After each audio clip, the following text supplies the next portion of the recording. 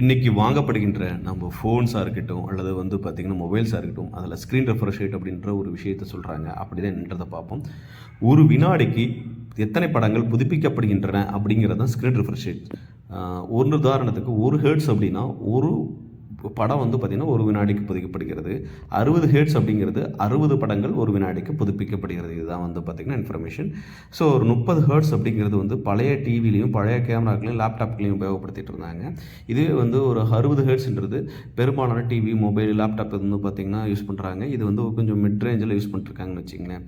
அடுத்து வந்து பார்த்திங்கன்னா 90 ஹெர்ட்ஸ் அப்படிங்கிறது வந்து பார்த்திங்கன்னா சில ஃபோன்லேயே வந்து பார்த்திங்கன்னா ஒரு மீடியம் ரேஞ்சஸ் ஃபோன்ஸ்னு சொல்லுவாங்கள்ல, கேமிங் சீரிஸ் ஸ்க்ரீன்ஸ்லேயும் வந்து பார்த்திங்கன்னா அதில் யூஸ் பண்ணிருந்தாங்க. 125 ஹெர்ட்ஸுங்கிறது வந்து பார்த்திங்கன்னா அந்த பிளாக் ஷிப்ஸ் அப்படின்னு சொல்லுவாங்கள்ல, அதில் டிவிஸும் வரும், ப்ளஸ் வந்து உங்களுக்கு கேமிங்ஸ் மானிட்டர்ஸ் வரும், மொபைல்ஸ் வரும். ஸோ அதில் வந்து பார்த்திங்கன்னா 120 ஹெர்ட்ஸ் யூஸ் பண்ணுறாங்க.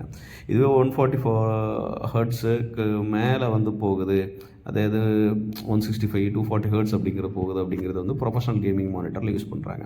ஸோ இதை கம்பேரிட்டிவான இமேஜஸ் வந்து உங்களுக்கு கொடுத்துருக்கோம். ஸோ அது இல்லாமல் 60 vs 120 ஹெர்ட்ஸும் கொடுத்துருக்கோம். கம்பேரிட்டிவ் பண்ணி உங்களுக்கு ஃபோட்டோஸ் கொடுத்துருக்கோம். அதில் செக் பண்ணிக்கலாம். இந்த வீடியோ உங்களுக்கு யூஸ்ஃபுல்லாக இருக்கும்னு நினைக்கிறோம். தேங்க்யூ.